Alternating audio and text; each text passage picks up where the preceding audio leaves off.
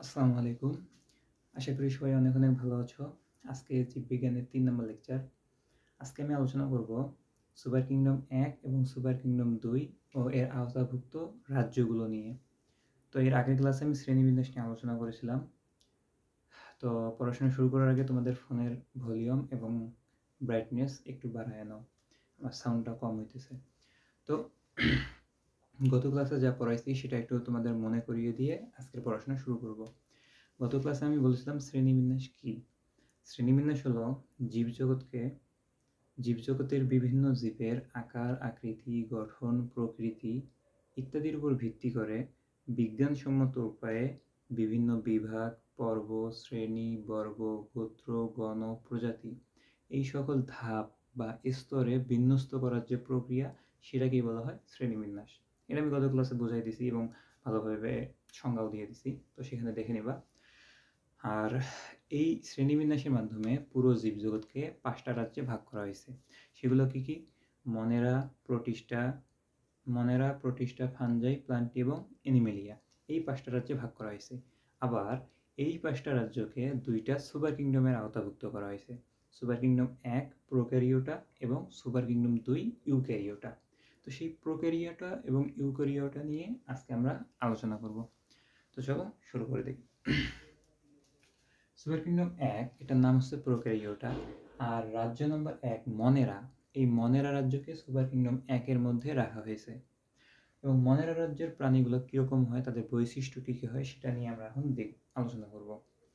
তোমাদের পরীক্ষায় যদি কখনো বলে যে সুপার কিংডম ১ এর আওতাভুক্ত রাজ্যের বৈশিষ্ট্য আলোচনা করো, তাহলে তোমরা এইভাবে বৈশিষ্ট্যগুলো লিখে দিবে, তাহলেই মার্ক পেয়ে যাবে। ঠিক আছে? তো চলো দেখে নেব। আমি এটা লিখেই রাখছি আগে থেকে, এখন জাস্ট তোমাদের বুঝাই দেব। তো সুপার কিংডম ১ এর অন্তর্ভুক্ত মনেরা রাজ্যের বৈশিষ্ট্যগুলো।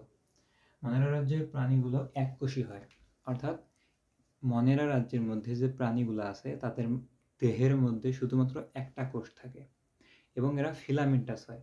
ফিলামেন্ট কথাটার অর্থ হচ্ছে যে একটার পর একটা যুক্ত হয়ে লম্বা সুতার মতো অংশ বা লম্বা ফিতার মতো গঠন তৈরি করবে। কীরকম?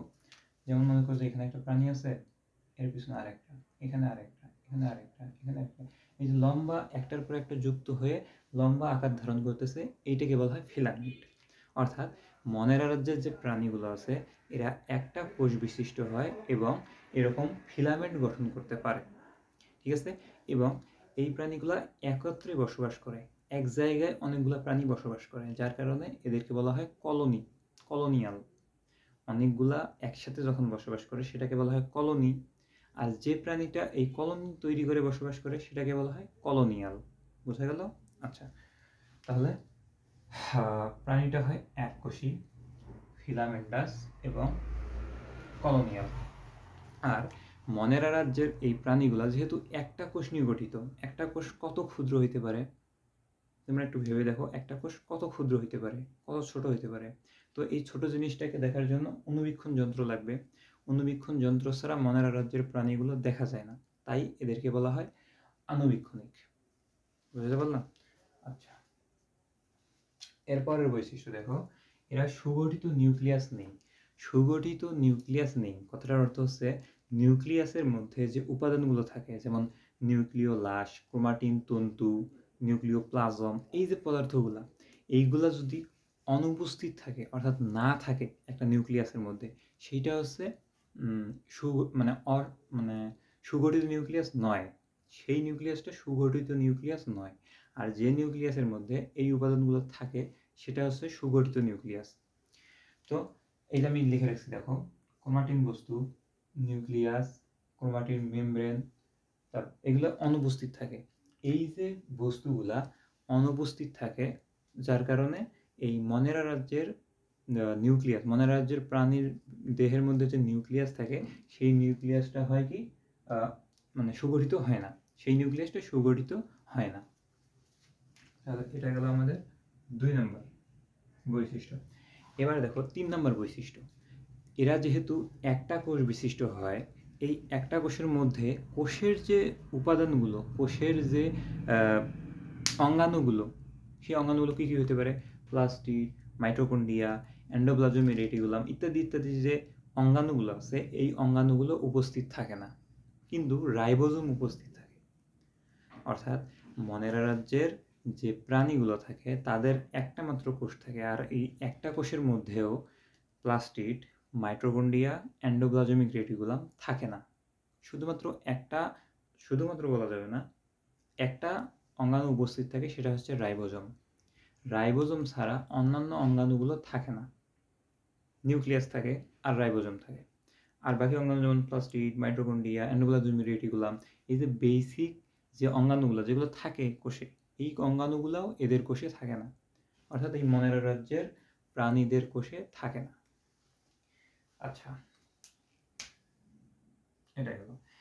এরা বংশবৃদ্ধি মূলত দ্বিবিভাজন প্রক্রিয়ায় করে থাকে। বংশবৃদ্ধি মানে হচ্ছে এদের দ্বিবিভাজন প্রক্রিয়ার মাধ্যমে বংশবৃদ্ধি হয়। দ্বিবিভাজন প্রক্রিয়াটা ঠিক এরকম যে একটা প্রাণী আছে, মনে করো যে এটা একটা মনেরা রাজ্যের প্রাণী। এই মনেরা রাজ্যের প্রাণীটা মাঝখান দিয়ে দুইটা ভাগ হয়ে গেল, হয়ে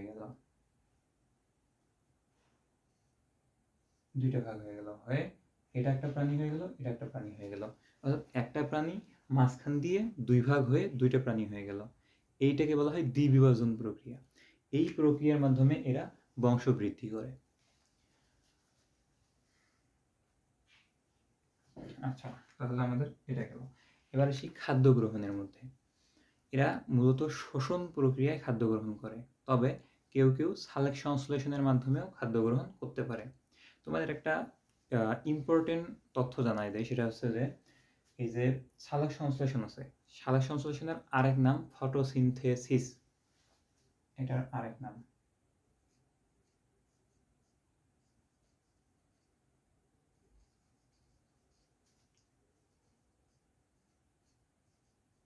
ফটোসিনথেসিস। সালোক সংশ্লেষণের আরেক নাম ফটোসিনথেসিস। তো কখনো যদি বলে যে ফটোসিনথেসিস কি, তাহলে সালোক সংশ্লেষণ কি সেটাই লিখে দিবা, ঠিক আছে? ওকে। তো এই মনেরা রাজ্যের প্রাণীগুলো শোষণ প্রক্রিয়ায় এবং সালোক সংশ্লেষণ প্রক্রিয়ায় খাদ্য গ্রহণ করে থাকে। তো কি কি প্রাণী এই মনেরা রাজ্যের ভিতরে আছে? নস্টক এবং ব্যাকটেরিয়া, ছত্রাক, এইসব। নস্টক এই প্রাণীটার আরেক নাম হচ্ছে নীলাভ সবুজ শৈবাল বা নস্টক। তো এই ছিল আমাদের মনেরা রাজ্যের প্রাণীগুলোর বৈশিষ্ট্য।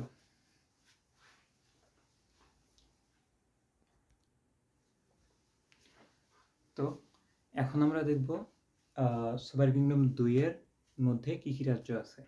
সুপার কিংডম 2 এর নাম হচ্ছে ইউক্যারিওটা।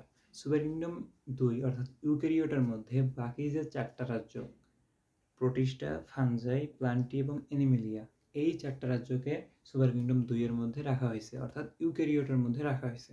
তো সুপার কিংডম 2 এর প্রথম রাজ্য অর্থাৎ রাজ্য নম্বর 2, প্রোটিস্টার বৈশিষ্ট্যগুলো আমরা এখন দেখব। চলো। তো প্রোটিস্টার প্রথম বৈশিষ্ট্য হচ্ছে এরা এককোষীয় হইতে পারে, আবার বহুকোষীয় হইতে পারে। অর্থাৎ এই প্রোটিস্টা রাজ্যের প্রাণীগুলা একটা কোষ নিয়েও গঠিত হইতে পারে, আবার অনেকগুলা কোষ নিয়েও গঠিত হইতে পারে। এরা একজন এককভাবে বসবাস করতে পারে, আবার এরা গোষ্ঠীবদ্ধ হয়ে অর্থাৎ অনেকগুলা একসাথে হয়েও বসবাস করতে পারে। অর্থাৎ এককও হইতে পারে, কলোনিয়ালও হইতে পারে। কলোনি মানে অনেকগুলো একসাথে হয়ে যখন বসবাস করে, বুঝছো? আচ্ছা, তো ওরা এককভাবে বসবাস করতে পারে, কলোনি তৈরি করেও বসবাস করতে পারে। আর এরা কি করে? ফিলামেন্ট গঠন করে। ফিলামেন্ট কি একটু আগেই দেখাইলাম যে একটার পর একটা যুক্ত হয়ে লম্বা ফিতার মতো গঠন তৈরি করে, তাকে ফিলামেন্ট বলে। এই যে একটা তারপর একটা, তারপর একটা, তারপর একটা, তারপর একটা, এই যে একটার পর একটা যুক্ত হয়ে ফিতার মতো বা সুতার মতো বা দড়ির মতো, মানে যেটাই বলো না কেন, লম্বা আকৃতির যে গঠনটা তৈরি করে, এই লম্বা আকৃতির গঠনটাকেই বলা হয় ফিলামেন্ট। তো প্রোটিস্টা রাজ্যের প্রাণীগুলা এই ফিলামেন্ট গঠন করতে পারে। তুমি লক্ষ্য করো, মনেরা রাজ্যের সাথে এই প্রোটিস্টা রাজ্যের পার্থক্য কি কি? আগের মনেরা রাজ্যের মধ্যে প্রাণীগুলো একটা কোষ বিশিষ্ট হইতো, কিন্তু প্রোটিস্টা রাজ্যের প্রাণীগুলো একটা কোষ বিশিষ্ট হইতে পারে, আবার অনেকগুলা কোষ বিশিষ্ট হইতে পারে। আগের মনেরা রাজ্যের প্রাণীগুলা কলোনি তৈরি করে বসবাস করত।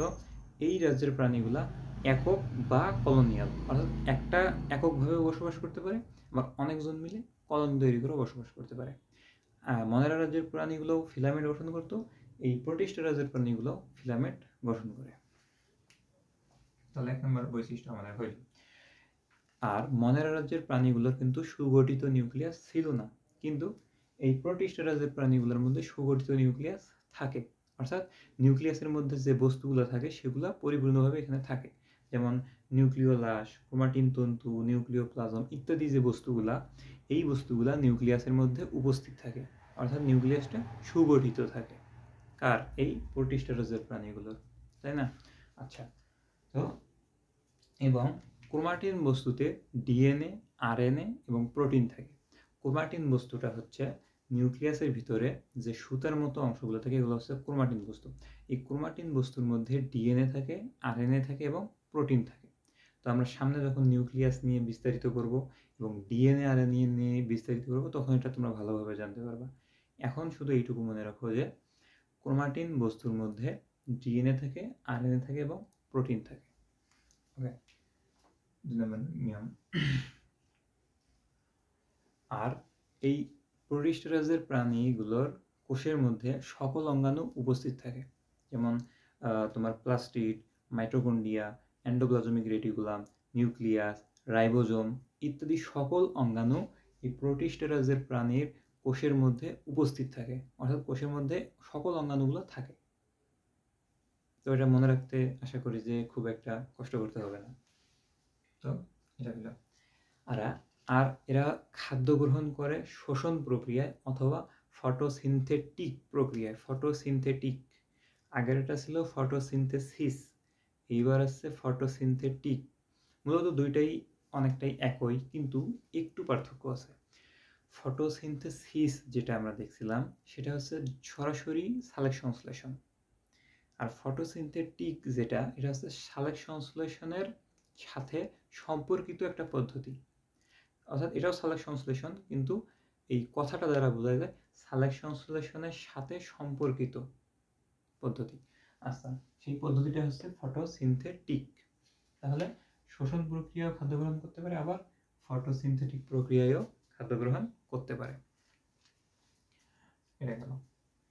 আর এরা মাইটোসিস প্রক্রিয়ার মাধ্যমে অযৌন জনন সংঘটিত করে এবং কনজুগেশনের মাধ্যমে যৌন জনন সংঘটিত করে। মাইটোসিস প্রক্রিয়া হচ্ছে কোষ বিভাজনের একটা প্রক্রিয়া, এটা আমরা সামনের অধ্যায়ে যখন কোষ বিভাজন করব তখন বিস্তারিত জানব। তো আপাতত শুধু এইটুকু জেনে রাখো যে এরা মাইটোসিসের মাধ্যমে অযৌন জনন করে থাকে এবং কনজুগেশনের মাধ্যমে যৌন জনন করে থাকে। দেখো আমি জিনিসটা লিখে রাখছি, মাইটোসিসের মাধ্যমে অযৌন জনন করে এবং কনজুগেশনের মাধ্যমে যৌন জনন সংঘটিত করে। আর এই প্রোটিস্টা রাজ্যের প্রাণীর উদাহরণ হিসেবে তুমি দিতে পারো অ্যামিবা, যেটা আমি লিখে রাখছি, অথবা তুমি দিতে পারো এককোষী বা দ্বিকোষী যে শৈবালগুলো আছে এইগুলা, এককোষী বা বহুকোষী যে শৈবালগুলো আছে এগুলা, যেমন ডায়াটম ইত্যাদি। তো অ্যামিবাও হতে পারে, ডায়াটমও হতে পারে, অন্য যে প্রাণী আছে আরও তারাও হতে পারে। তো এটা হচ্ছে তোমার প্রোটিস্টা রাজ্যের প্রাণীগুলোর বৈশিষ্ট্য। কোথাও যদি বুঝতে সমস্যা হয় অবশ্যই আমাকে কমেন্টের মধ্যে জানাও।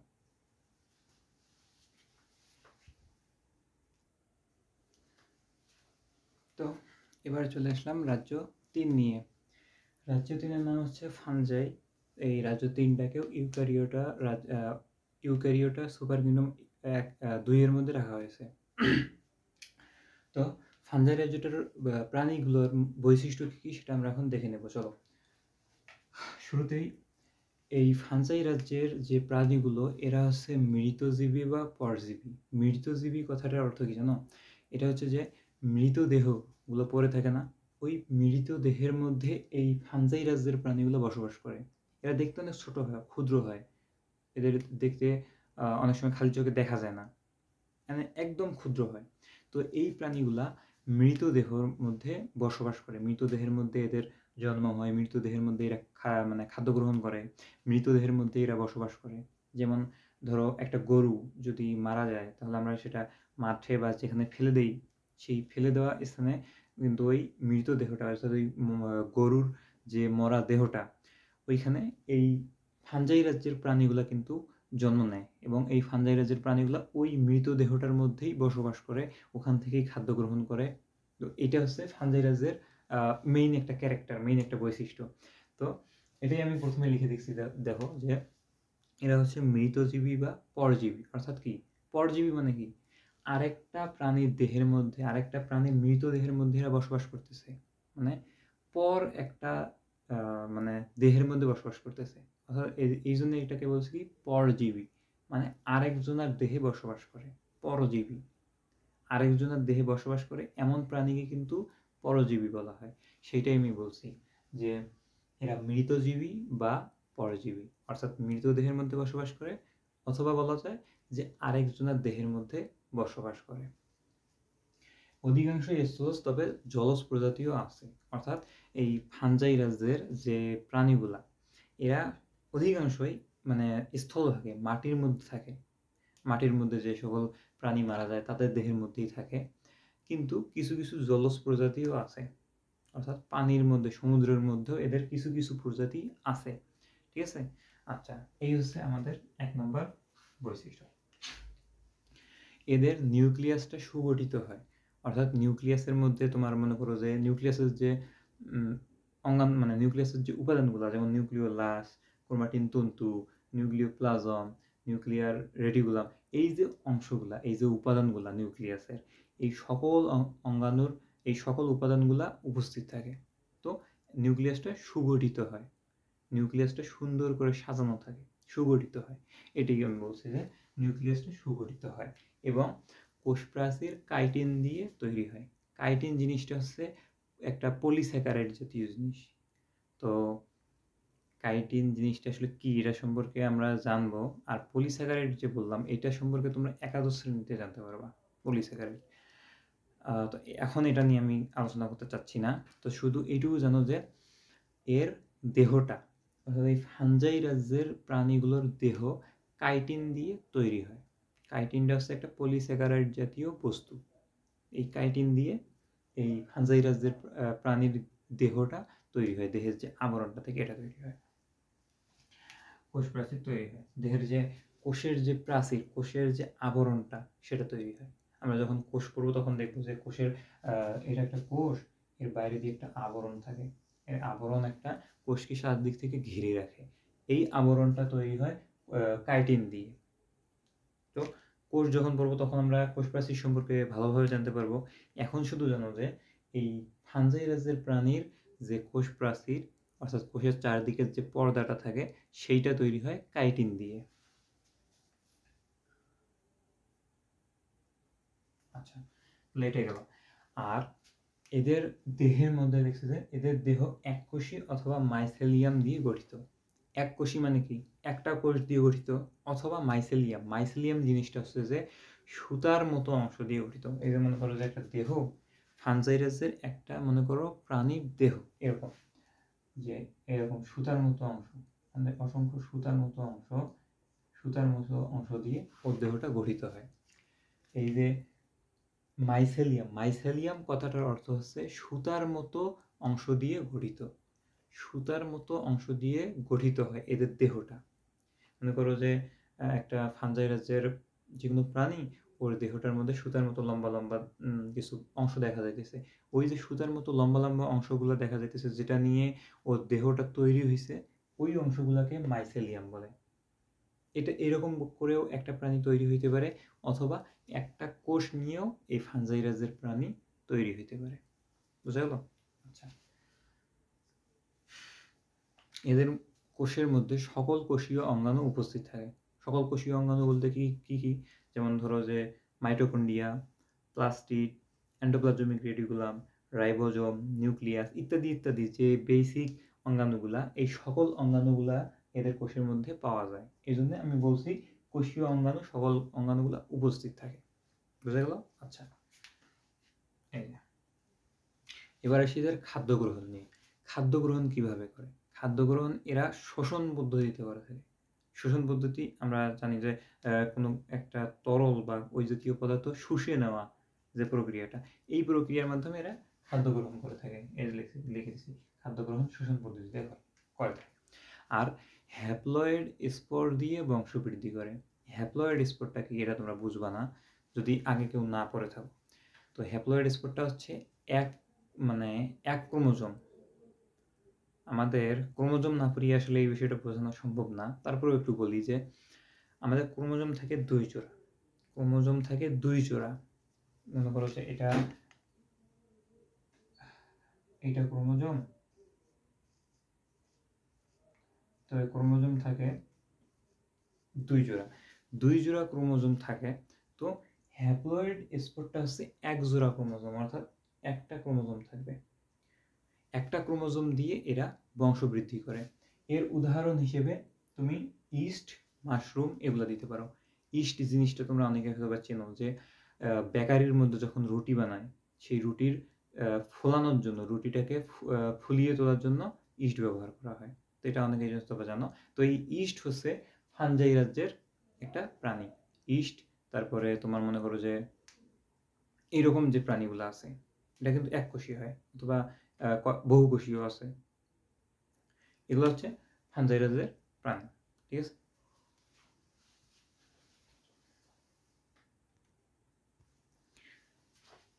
তো এবার আমরা দেখব রাজ্য নাম্বার 4, অর্থাৎ প্লান্টি রাজ্যের বৈশিষ্ট্য কি কি। তোমরা প্লান্টি রাজ্য বলতে বুঝবা এগুলো হচ্ছে সব গাছ, মানে সবুজ উদ্ভিদ।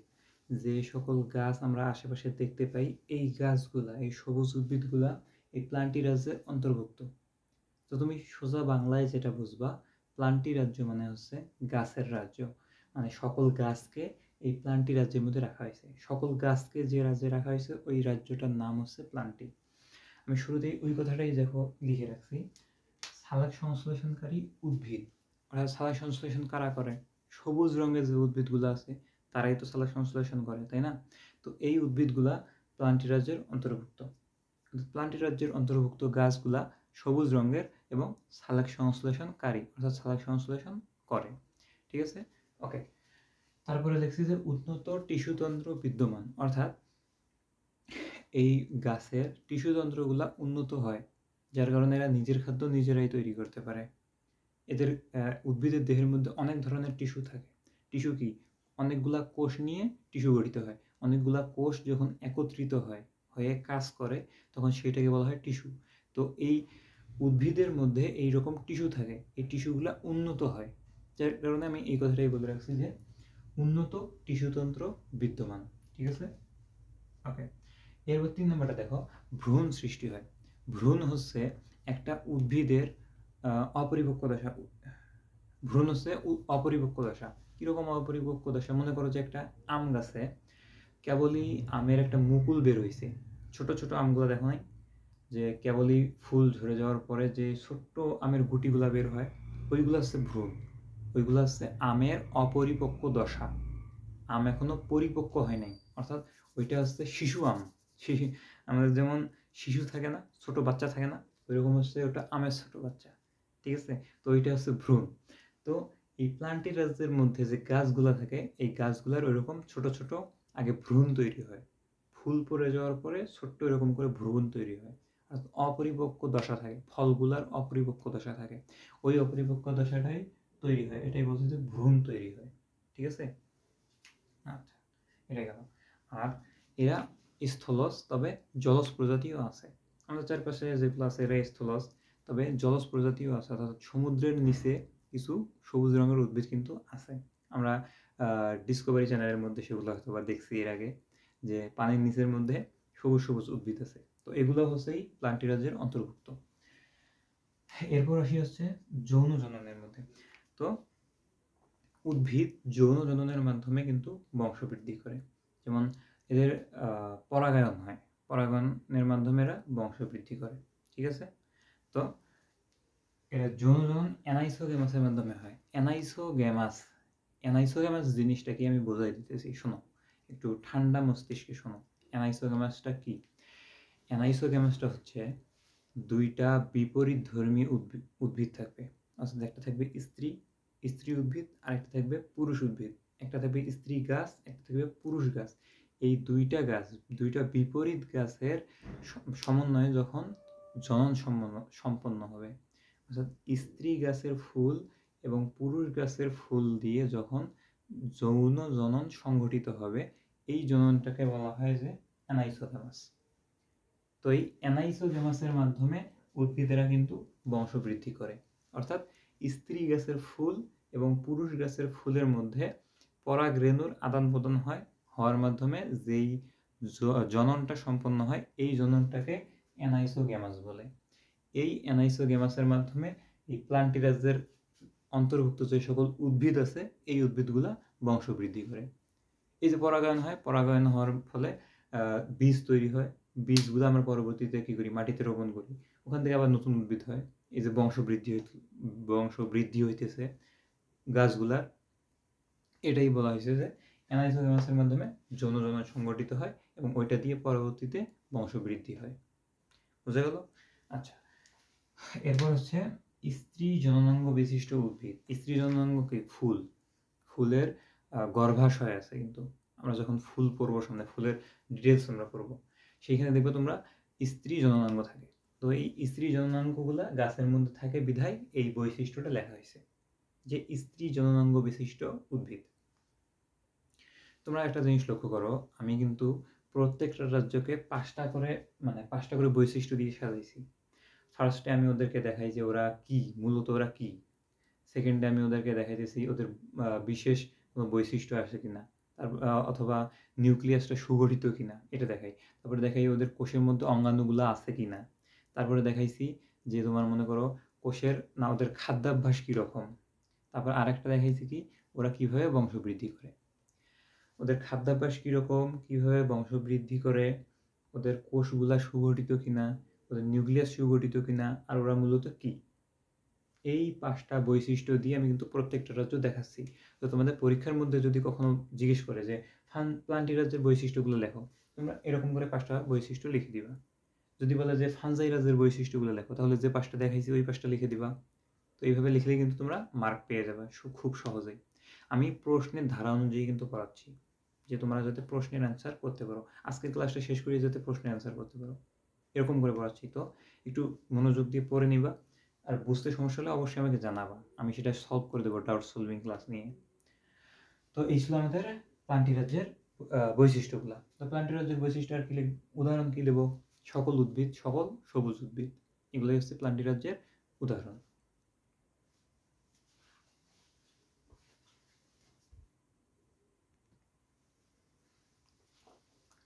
এখন আমরা দেখব যে প্লান্টিরাজ্যকে আবার চারটা শ্রেণীতে ভাগ করা যায়।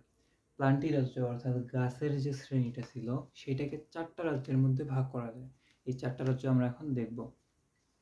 আমি সেটা লিখে রেখেছি, দেখো। প্লান্টিরাজের শ্রেণী বিভাগ।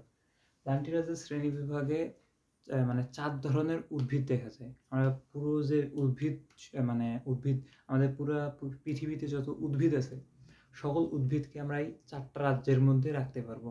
তো সেই অনুযায়ী আমাদের চারটা রাজ্য এখানে দেওয়া হয়েছে, সেটা আমরা এখন দেখবো। দেখো, আচ্ছা, প্রথমে লিখছি আমি মশবর্গীয় যে উদ্ভিদগুলো আছে, অর্থাৎ যে উদ্ভিদগুলোর তোমার কাণ্ড হয়, পাতা হয়, কিন্তু মূল হয় না, মূলের পরিবর্তে রাইজয়েড হয়। অর্থাৎ আমাদের মনে করো যে এটা একটা উদ্ভিদ, কোথায় দেখাই,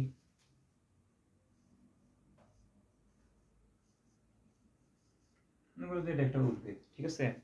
তো এই উদ্ভিদের কাণ্ড হবে, কাণ্ড মানে কি, ডালপালা, এই ডালপালা হবে, পাতা হবে, এই যে পাতা হবে, কিন্তু মূল যে আমাদের মাটি, মনে করো যেটা মাটির নিচে এরকম করে মূল থাকে না, এই মূলগুলো হবে না, এই মূলগুলো থাকবে না।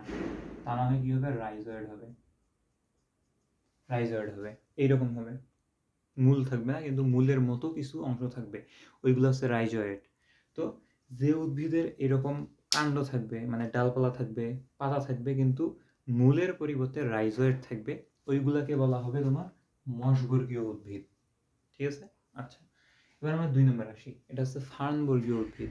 এদের কাণ্ড হবে, পাতা হবে এবং মূলও থাকবে, সুন্দর মূল থাকবে। এই দেখো, এটা আছে না, এইটার এইখানে এরকম মূল থাকবে, ঠিক আছে। তো কাণ্ড, পাতা এবং মূল এই তিনটাই যে উদ্ভিদের মধ্যে থাকবে ওই উদ্ভিদটাকে বলা হবে ফার্নবর্গীয় উদ্ভিদ, ঠিক আছে। আচ্ছা, তো এটা আমাদের মশবর্গীয়, ফার্নবর্গীয়। এবার আসি নগ্নবীজি। নগ্নবীজি যে উদ্ভিদগুলো আছে এই উদ্ভিদগুলার ফুল হয় কিন্তু ফল হয় না। এটা আবার কেমন কথা? ফুল হয় কিন্তু ফল হয় না। এদের আসলে মূলত যে জিনিসটা হয়, ফুল হওয়ার পর ফুলটা ঝরে পড়ে যায়, ওইটা ফলে পরিণত হয় না। অর্থাৎ এই উদ্ভিদগুলার গর্ভাশয় নাই, এই ফুলগুলার গর্ভাশয় নাই। গর্ভাশয় জিনিসটা আমরা যখন ফুল পড়বো তখন কিন্তু আমি জানাই দেবো যে গর্ভাশয় কি, আরও অনেক অংশ আছে ফুলের। তো ফুলের গর্ভাশয় না থাকার কারণে এদের ফল হয় না। ফল হয় না ঠিক আছে, কিন্তু বীজ তো হইতে হবে। যেমন মনে করো যে যেমন আমরা আম খাই না, আমের কিন্তু ভিতরে যে আটিটা থাকে ওইটা হচ্ছে বীজ। ওইটা মনে করো যে মাটিতে যদি আমরা আবার রোপণ করে দিই তাহলে ওখান থেকে আরেকটা গাছ হয়, তো এটা বীজ। তো এই যে উদ্ভিদগুলো নগ্নবীজি যে উদ্ভিদগুলা, এইগুলার সেই বীজটা হয় কিন্তু ফল হয় না। ফলে কি হয়, আমরা দূর থেকে ওই বীজটা দেখতে পারি। এই যে আমরা দেখতে পারি, এটা কোনো কিছু দিয়ে ঢাকা থাকে না, কোনো কিছু দিয়ে আবৃত থাকে না, নগ্ন অবস্থায় থাকে। এই জন্য এটাকে বলা হয়েছে নগ্নবীজি। বুঝা গেল? অর্থাৎ এটার ফুল হয় কিন্তু ফল হয় না। ফল না হওয়ার কারণে যে বীজটা থাকে, বীজটা বাইরে থেকে দেখা যায়, বীজটা নগ্ন অবস্থায় থাকে। বোঝা গেল? বীজটা নগ্ন অবস্থায় থাকে, এই জন্য এটাকে নগ্নবীজি বলা হয়। আচ্ছা, নগ্নবীজি গেল। এবার আসি আবৃতবীজি। আবৃতবীজিটাই নগ্নবীজির বিপরীত হবে। এটা কি হবে? ফুল হবে, সাথে ফলও হবে। ফুল পড়ে যাওয়ার পর ফল হবে, আর বীজটা ওই ফলের ভিতরে থাকবে। যেমন আমি আমের উদাহরণ দিলাম একটু আগে।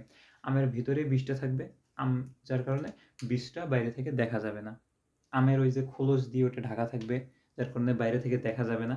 এই যে বাইরে থেকে দেখা যায় না, আবৃত আছে, ঢাকা আছে, এই জন্য এটাকে বলা হয় আবৃতবীজি। বোঝা গেল? আচ্ছা, তাহলে যে উদ্ভিদগুলার বীজ বাইরে থেকে দেখা যায় ওইটা হচ্ছে নগ্নবীজি, আর যেই উদ্ভিদটার বীজ বাইরে থেকে দেখা যায় না ওইটা হচ্ছে আবৃতবীজি।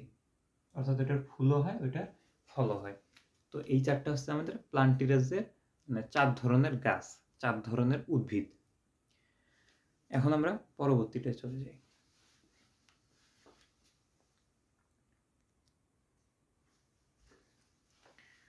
তো এবার আমরা দেখব আমাদের সুপার কিংডম 2 অর্থাৎ ইউক্যারিওটার সর্বশেষ রাজ্য অ্যানিমেলিয়া।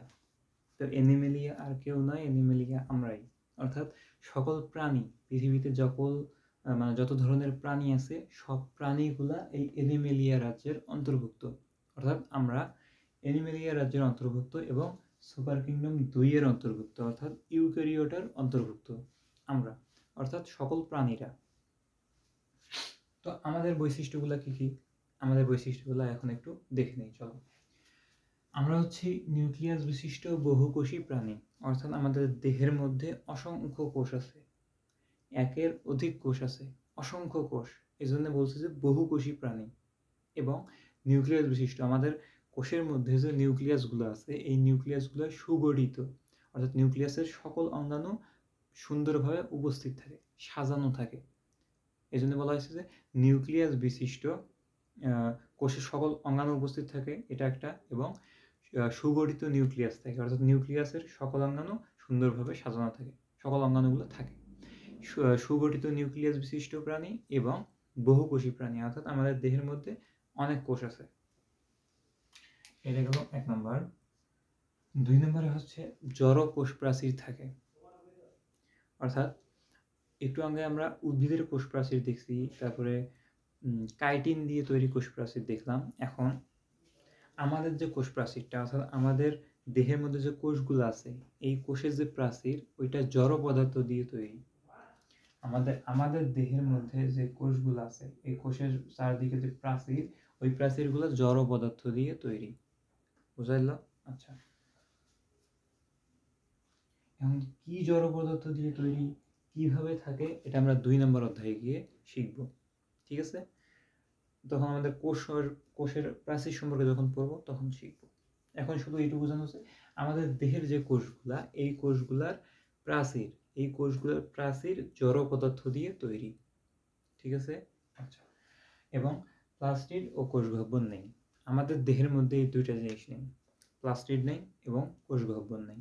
কোষগহ্বর যে একেবারে নেই তা না, কোনো কোনো কোষে 2-1টা কোষে থাকতেও পারে, তবে সেটা খুবই ক্ষুদ্র, খুবই ছোট্ট কোষ প্রাচীর।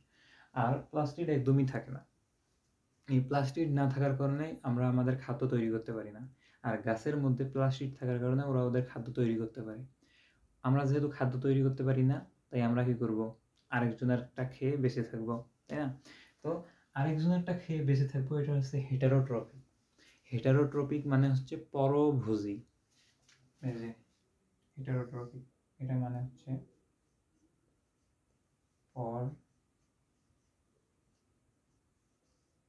পরভোজী। পরভোজী মানে হচ্ছে আমরা আরেকজনেরটা খেয়ে বেঁচে থাকি। যেমন আমরা মনে করো যে অন্য প্রাণীদেরকে খাই, যেমন গরুর মাংস খাই বা মাছ খাই, তারপরে খাসির মাংস খাই। এই যে অন্য প্রাণীগুলোকে খাইতেছি, এটা হচ্ছে পরভোজী, অন্যজনকে খাই। আবার গাছের দেখা যায় শাক খাইতেছি, গাছের ফল খাইতেছি, এইগুলা অন্য প্রাণীদের থেকে খাইতেছি, যার কারণে এটাকে বলা হয়, আমাদেরকে বলা হয় পরভোজী। আচ্ছা, এটা বলছে যে হেটারোট্রপিক বা পরভোজী। এবং আমরা কি করি? খাদ্য গলদকরণ করে খাই, অর্থাৎ আমাদের খাদ্য খাওয়ার পর কিন্তু সেটা গলা দিয়ে পাকস্থলীতে যায়, তো সেটাকে বলা হয় গলদকরণ। ঠিক আছে?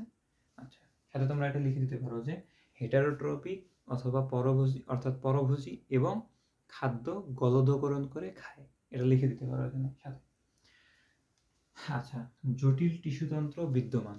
জটিল টিস্যুতন্ত্র বিদ্যমান কথাটার অর্থ হচ্ছে যে আমাদের দেহের মধ্যে টিস্যু আছে অনেকগুলো কোষ নিয়ে একটা টিস্যু গঠিত হয়। আমাদের দেহের মধ্যে অসংখ্য টিস্যু আছে। তো এই টিস্যুগুলা জটিল হয়, জটিল টিস্যুতন্ত্র থাকে। জটিল টিস্যুতন্ত্রের গঠনটা একটু মানে এই টিস্যুতন্ত্রগুলোর গঠনটা একটু জটিল হয়, এই জন্য এটাকে জটিল টিস্যুতন্ত্র বলা হয়। তো টিস্যু যখন পড়বে সেটা তখন তোমরা বুঝতে পারবে ভালো করে। তো এই জটিল টিস্যুতন্ত্র আমাদের দেহের মধ্যে বিদ্যমান এবং বংশবৃদ্ধি যৌন জননের মাধ্যমে ঘটে থাকে, অর্থাৎ বিপরীত লিঙ্গের দুইটি প্রাণী জনন সম্পন্ন করে বংশ বৃদ্ধি করে, অর্থাৎ পুরুষ এবং মহিলা যৌন জননে লিপ্ত হয়ে যৌন জননে অংশগ্রহণ করে পরবর্তী প্রজন্ম নিয়ে আসে। তো এটাই, এর মাধ্যমে আমাদের বংশবৃদ্ধি হয়।